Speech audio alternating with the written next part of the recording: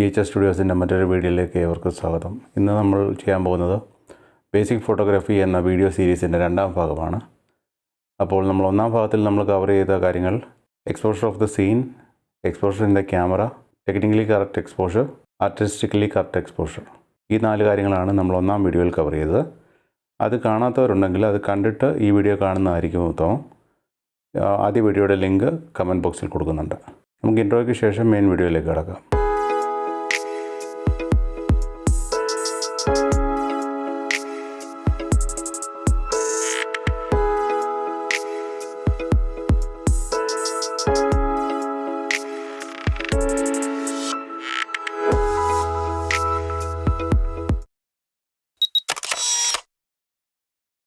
നമ്മുടെ ആദ്യ വീഡിയോയിൽ സംസാരിച്ച കാര്യങ്ങളുടെ ഒരു പ്രാക്ടിക്കൽ തലത്തെപ്പറ്റി നമുക്ക് ചിന്തിക്കാം. നിങ്ങൾക്ക് ഫോട്ടോഗ്രാഫിയെ പറ്റി അധിക ധാരണയില്ലെന്ന് കരുതുക. നിങ്ങളൊരു ക്യാമറ വാങ്ങി എന്നിട്ട് നിങ്ങളൊരു ദിവസം ഒരു സ്ഥലത്തേക്ക് പോവുകയാണ്.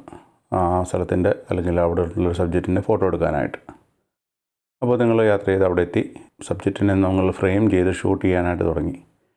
അപ്പോൾ നമുക്ക് ക്യാമറയിൽ ഏത് സെറ്റിംഗ് ഉപയോഗിക്കണമെന്ന് അറിയണമെങ്കിൽ അവിടുത്തെ നമ്മൾ നേരത്തെ കഴിഞ്ഞ ക്ലാസ്സിൽ പറഞ്ഞ പ്രകാരം അവിടെയുള്ള വെളിച്ചത്തിൻ്റെ അളവ് നമുക്കറിയണം. അപ്പോൾ നമുക്ക് എങ്ങനെ അതിൻ്റെ അളവ് അറിയാൻ പറ്റും? അതിന് ഉപയോഗിക്കുന്നൊരു എക്യുപ്മെൻ്റാണ് എക്സ്പോഷർ മീറ്റർ അഥവാ ലൈറ്റ് മീറ്റർ എന്ന് പറയും.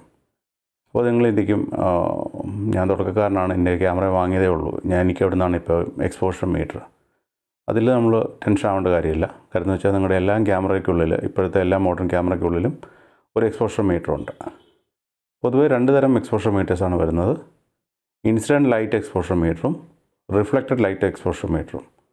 നിങ്ങളുടെ ക്യാമറയ്ക്കുള്ളിലുള്ളത് ഒരു റിഫ്ലക്റ്റഡ് ലൈറ്റ് എക്സ്പോഷർ മീറ്ററാണ്. അതായത് ഒരു സബ്ജക്റ്റിലേക്ക് വെളിച്ചം വീണിട്ട് അവിടുന്ന് പ്രതിഫലിക്കുന്ന വെളിച്ചമാണല്ലോ റിഫ്ലക്റ്റഡ് ലൈറ്റ്. അപ്പോൾ അതിനെ അളക്കുന്ന മീറ്ററാണ് നിങ്ങളുടെ ക്യാമറയ്ക്കുള്ളിലുള്ളത്. അതിന് വേറൊരു പേരുമുണ്ട്, TTL മീറ്റർ. എന്താണ് അതിനെ അങ്ങനെ പറയുന്നതെന്ന് വെച്ചാൽ, TTL എന്ന് വെച്ചാൽ ത്രൂ ദ ലെൻസ് എന്നാണ്. അതായത് നിങ്ങളുടെ ക്യാമറ ലെൻസിൽ കൂടെ കടന്ന് അതിനുള്ളിലെത്തിയിട്ട് അവിടെയാണ് ആ മീറ്റർ ഇരിക്കുന്നത്. അപ്പോൾ നിങ്ങളുടെ ലെൻസിൽ കൂടെ കടന്ന് വരുന്ന ആ റിഫ്ലക്റ്റഡ് ലൈറ്റിനെയാണ് അത് മെഷർ ചെയ്യുന്നത്. അതുകൊണ്ടാണ് അതിനെ ത്രൂ ദ ലെൻസ് മീറ്റർ എന്ന് വിളിക്കുന്നത്. അപ്പോൾ നിങ്ങൾക്ക് ക്യാമറയ്ക്ക് അതിലുള്ള ഒരു ലൈറ്റ് മീറ്റർ ഉണ്ട്. ക്യാമറയ്ക്ക് സീനിൻ്റെ വെളിച്ചം അളക്കാൻ പറ്റും. അപ്പോൾ അളന്നുകൊണ്ട് മാത്രം കാര്യമായില്ലല്ലോ. നിങ്ങൾക്ക് ക്യാമറയ്ക്കുള്ളിൽ അതിന് തത്തുല്യമായ അല്ലെങ്കിൽ അതിനോട് അടുത്ത് നിൽക്കുന്ന ഒരു എക്സ്പോഷറിലേക്ക് കൊണ്ടുവരണമെങ്കിൽ നിങ്ങൾക്ക് കുറച്ച് എന്തെങ്കിലും സെറ്റിങ് നിങ്ങളുടെ ക്യാമറയിൽ മാറ്റാൻ പറ്റണം. അതിനായിട്ട് ക്യാമറയിലുള്ള 3 കാര്യങ്ങളാണ്. ആദ്യം വരുന്നത് അപ്പർച്ചർ, പിന്നെ വരുന്നത് ഷട്ടർ, മൂന്നാമത് വരുന്നതാണ് ISO. ഇതിൽ അപ്പർച്ചറും ഷട്ടറും 2 ഫിസിക്കലായിട്ടുള്ള കാര്യങ്ങളാണ്. ISO എന്ന് പറയുന്നത് നമ്മുടെ സെൻസറിൻ്റെ ഉള്ളിലുള്ള അല്ലെങ്കിൽ അതിൻ്റെ പ്രോസസ്സിംഗ് തലത്തിലുള്ള ഒരു ആംപ്ലിഫിക്കേഷൻ ലെവലിലുള്ളൊരു കാര്യമാണ്. അപ്പർച്ചർ എന്ന് പറയുന്നത് ലെൻസിൻ്റെ ഉള്ളിലുള്ളൊരു സംഭവമാണ്. എന്ന് വെച്ചാൽ ഒരു സർക്കുലറായിട്ട് പല പ്ലേറ്റുകൾ കൂടി ചേർന്നിട്ട് അതിൻ്റെ പ്രവർത്തനം മൂലം വെളിച്ചം കടത്തിവിടാനുള്ള ഒരു ഓപ്പണിങ് കൂടുകയും കുറയുകയും ചെയ്യും. ഈ അപ്പർച്ചറിനെ നമ്മൾ ഡിനോട്ട് ചെയ്യുന്നത് F നമ്പർ ഉപയോഗിച്ചാണ്. ഇപ്പോൾ ഒരു ലെൻസ് എടുത്ത് നിങ്ങൾ നോക്കിയാൽ ലെൻസിന് പുറത്ത് F ഒരു നമ്പർ തൊട്ട് ഒരു നമ്പർ വരെ കാണിക്കാം. ഫോർ എക്സാമ്പിൾ ഒരു 50mm 1.8 ലെൻസ് എടുത്ത് നോക്കിയാൽ ഒരു പക്ഷേ നമുക്ക് കാണാൻ പറ്റുന്നത് F1.8 to 22 എന്നായിരിക്കും കാണുന്നത്. അതായത് നമുക്ക് F1.8 മുതൽ F22 വരെ അതിൻ്റെ അപ്പർച്ചർ നമുക്ക് വേരി ചെയ്യാൻ പറ്റും.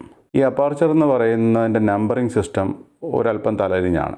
അതായത് F1.8 എന്ന് പറയുമ്പം ആ ലെൻസിൻ്റെ അപ്പർച്ചർ ഏറ്റവും തുറന്നിരിക്കും. അതായത് ഏറ്റവും കൂടുതൽ പ്രകാശം ആ അപ്പർച്ചറിൽ ആ ലെൻസ് കടത്തിവിടും. അതേസമയം F22ലേക്ക് പോകുമ്പോൾ, അതായത് F1.8 നമ്മൾ കൂട്ടി വരുന്നതനുസരിച്ച് ഈ അപ്പർച്ചർ സിസ്റ്റത്തിൻ്റെ ആ ഓപ്പണിങ് ചെറുതായി വരും.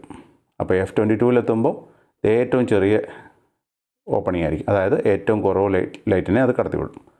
ഈ അപ്പർച്ചർ മെയിനായിട്ട് ഫോട്ടോഗ്രാഫിയിൽ 2 കാര്യങ്ങളെയാണ് അഫക്റ്റ് ചെയ്യുന്നത്. ഒന്ന്, നമ്മൾ നേരത്തെ പറഞ്ഞ പോലെ ലൈറ്റിനെ അഫക്റ്റ് ചെയ്യും.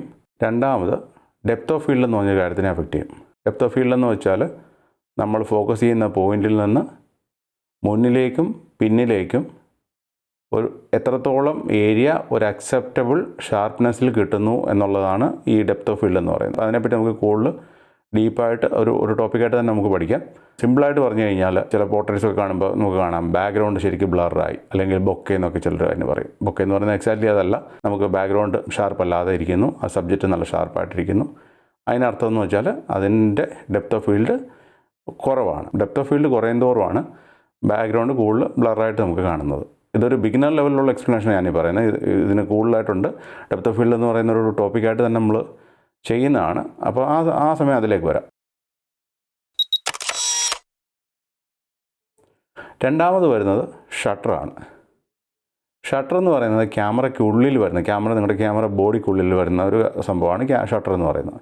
ക്യാമറയ്ക്കുള്ളിൽ സെൻസറിന് തൊട്ട് മുന്നിലായിട്ട് വരുന്ന ഒരു അടയ്ക്കുകയും തുറക്കുകയും ചെയ്യുന്ന ഒരു പാളിയാണ് ഈ ഷട്ടർ എന്ന് പറയുന്നത്. നമ്മുടെയൊക്കെ കടയുടെ ഷട്ടർ പോലൊക്കെ തന്നെയാണത്, പക്ഷേ ഒരു ഡിഫറെൻറ്റ് സ്ട്രക്ചറാണ്. അതുപോലെ തന്നെയാണ് തുറക്കുകയും അടയുകയും ചെയ്യുന്നത്. DSLR ക്യാമറയിൽ ഷട്ടർ എപ്പോഴും അടഞ്ഞാണ് ഇരിക്കുന്നത്. അത് നമ്മൾ കാണുന്ന വെളിച്ചം, ഒപ്റ്റിക്കൽ വ്യൂ ഫൈൻഡറിൽ കൂടെ കാണുന്ന വെളിച്ചം, ഷട്ടറിന് മുന്നിലോട്ടൊരു മിററുണ്ട്, അതുവഴി തട്ടിയാണ് ആ വെളിച്ചം നമ്മൾ DSLR കാണുന്നത്.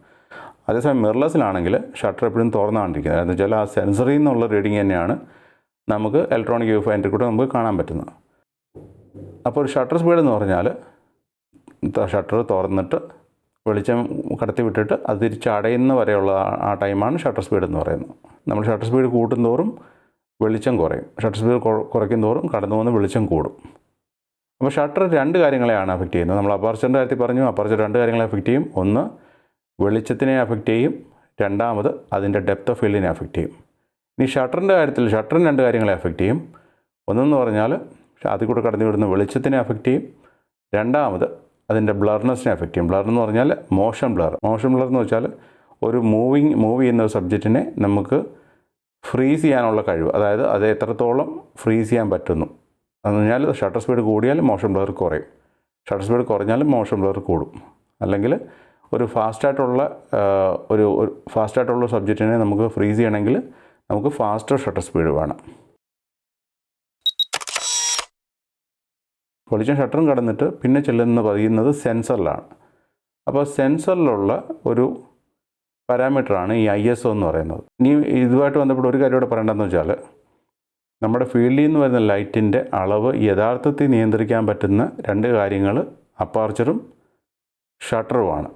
അതേസമയം ISO വഴി നിയന്ത്രിക്കുന്നത് അത് എത്രത്തോളം ആ സെൻസർ അതിനെ ഉൾക്കൊള്ളുന്നുള്ളതിൻ്റെ പാരാമീറ്ററാണ് മാറുന്നത്. ISO കൂട്ടിക്കൊണ്ട് ആക്ച്വൽ വരുന്ന വെളിച്ചം നമുക്ക് കൂടുന്നില്ല, ആ വെളിച്ചത്തിൻ്റെ സെൻസർ എങ്ങനെ ഇൻ്റർപ്രറ്റ് ചെയ്യുന്നു എന്നുള്ളത് മാത്രമേ അവിടെ വ്യത്യാസം വരുന്നുള്ളൂ.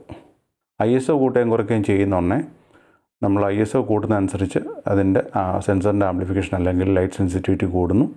അപ്പോൾ അത് നമുക്ക് കിട്ടുന്ന ഫോട്ടോയുടെ എക്സ്പോഷർ കൂടുന്നു. അതിൽ വരുന്ന ആക്ച്വൽ വെളിച്ചമല്ല കൂടുന്നില്ല, ക്യാമറയ്ക്കുള്ളിൽ പതിക്കുന്ന ആക്ച്വൽ വെളിച്ചമല്ല കൂടുന്നത്, അത് കഴിഞ്ഞ് അതിൻ്റെ പ്രോസസ്സിങ് കഴിഞ്ഞുള്ള ഇമേജായിട്ട് കിട്ടുന്നതിൻ്റെ അകത്തിലുള്ള എക്സ്പോഷർ നമുക്ക് കൂടുന്നു.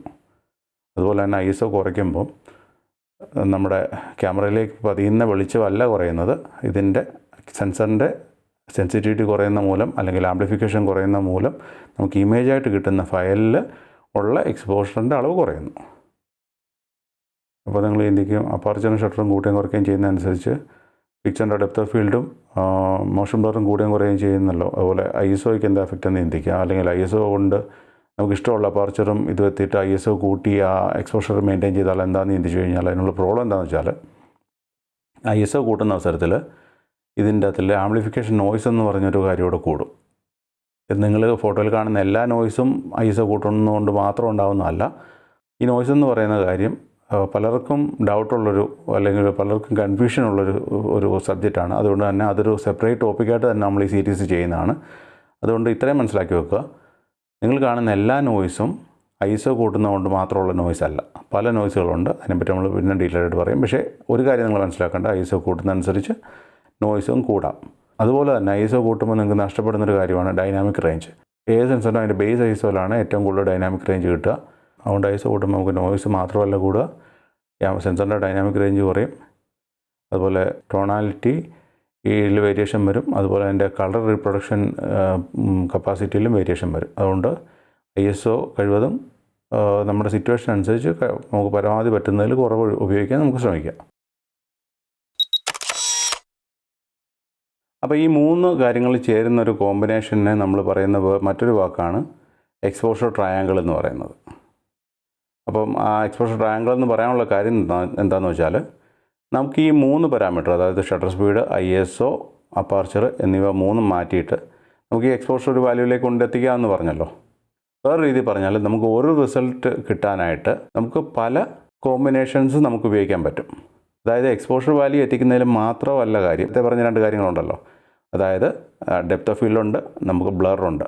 അപ്പോൾ നിങ്ങൾ എന്ത് സബ്ജക്റ്റിനെയാണ് എടുക്കാൻ പോകുന്നതെന്നുള്ളതിനെ ആശ്രയിച്ച് നിങ്ങൾ ആ കറക്റ്റ് കോമ്പിനേഷൻ എത്തിക്കാനായിട്ട് നിങ്ങൾക്ക് പറ്റുമ്പോഴാണ് നിങ്ങളൊരു മികച്ച ഫോട്ടോഗ്രാഫറായിട്ട് മാറുന്നത്. അല്ലെങ്കിൽ മികച്ച രീതിയിൽ നിങ്ങൾ എക്സ്പോസ് ചെയ്തു എന്ന് നമുക്ക് പറയാൻ പറ്റുക. അതായത് വേഗത്തിൽ ഓടുന്ന ഒരു സബ്ജക്റ്റിനെ നിങ്ങൾ ഉപയോഗിച്ച കോമ്പിനേഷനിൽ നിങ്ങൾ ഷട്ടർ സ്പീഡ് കുറച്ചിട്ട് അതിന് തത്തുല്യമായിട്ടുള്ള രീതിയിൽ നിങ്ങൾ ബാക്കി പാരാമീറ്റർ അഡ്ജസ്റ്റ് ചെയ്ത് എക്സ്പോഷർ കറക്റ്റ് ചെയ്താൽ എന്താ സംഭവിക്കുക? ആ സബ്ജക്റ്റ് ബ്ലറായി പോകും. അപ്പം നിങ്ങൾ ഉദ്ദേശിച്ച രീതിയിൽ ആ സബ്ജക്റ്റിനെ കിട്ടിയില്ല. അപ്പോൾ അതാണ് അത് കറക്റ്റ് യൂസ് ചെയ്യാമെന്ന് പറഞ്ഞത്. അപ്പോൾ ഈ ട്രയാങ്കിൾ എന്ന് പറയാൻ കാര്യം എന്ന് വെച്ചാൽ നമുക്ക് ഈ പല കോമ്പിനേഷൻ ഒരു റിസൾട്ടിലേക്ക് എത്തുന്നതുകൊണ്ടാണ് അതിനൊരു ട്രയാങ്കിൾ എന്നുള്ള കൺസെപ്റ്റിൽ നമ്മൾ കാണുന്നത്. ഇത്രയും പാരാമീറ്റർ നമുക്ക് ചേഞ്ച് ചെയ്ത് ഒരു എക്സ്പോഷറിലേക്ക് എത്താൻ പറ്റുമെന്ന് പറഞ്ഞല്ലോ. അതിനൊരു ഇക്വേഷനുണ്ട്. അത് നിങ്ങൾ പഠിച്ചു വെക്കേണ്ട കാര്യമൊന്നുമില്ല. അത് ഇക്വേഷൻ ഇതിൻ്റെ കൺസെപ്റ്റ് മനസ്സിലാവാൻ വേണ്ടി ഒരു ഇക്വേഷനുണ്ട്. അത് നമുക്കിവിടെ കാണാം.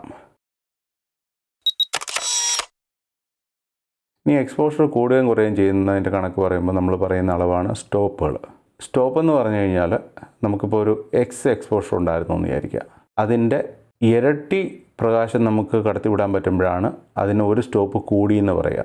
അതുപോലെ തന്നെ നമ്മൾ താഴേക്ക് ചിന്തിക്കുമ്പോൾ എക്സ് വാല്യൂവിലുണ്ടായിരുന്ന എക്സ്പോഷറിൻ്റെ പകുതി പ്രകാശത്തിലേക്ക് നമുക്ക് കുറയ്ക്കാൻ സാധിക്കുമ്പോഴാണ് നമ്മളൊരു സ്റ്റോപ്പ് താഴത്തേക്ക് കുറഞ്ഞു എന്ന് പറയുക. അപ്പർച്ചറും ഷട്ടർ സ്പീഡും ISOയും നമുക്ക് വേരി ചെയ്യുന്നതും സ്റ്റോപ്പിൻ്റെ കണക്കിൽ തന്നെയാണ് ചെയ്യുന്നത്. മിക്കവാറുള്ള എല്ലാ ക്യാമറകളും 1/3 ഇൻക്രിമെൻറ്റ് സപ്പോർട്ട് ചെയ്യുന്നത്. അതായത് നമുക്ക് ഒരു സ്റ്റോപ്പിൻ്റെ 1/3 വേണമെങ്കിൽ നമുക്ക് കൂട്ടുകയും കുറയ്ക്കുകയും ചെയ്യാം. അതായത് ഏത് പാരാമീറ്ററും, അതായത് ISOയും നമുക്കങ്ങനെ കൂട്ടുകയും കുറയ്ക്കുകയും ചെയ്യാം.